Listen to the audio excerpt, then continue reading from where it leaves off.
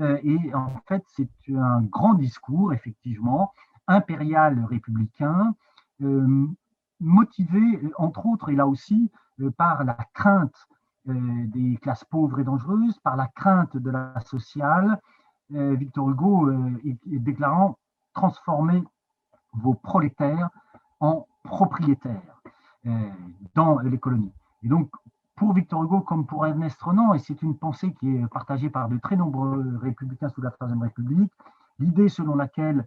l'Empire en général et les colonies de peuplement en particulier pourront contribuer en partie à la résolution de la question sociale, à l'amélioration du sort des prolétaires et des plus pauvres vivant en métropole, et quelque chose d'extrêmement important qui permet, entre autres, me semble-t-il, de comprendre la conversion massive et très spectaculaire des républicains et des radicaux socialistes, justement, à l'Empire. Et les raisons pour lesquelles, entre autres, ce n'est pas la seule, il y a des raisons évidemment géopolitiques, il y a des raisons liées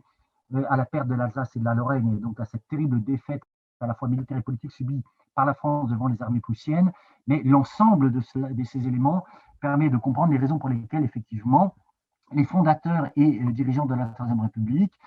après un temps de latence significatif, vont, à la suite de la conférence de Berlin qui s'achève en 1885, se lancer dans ce que les contemporains appellent la course à l'Afrique,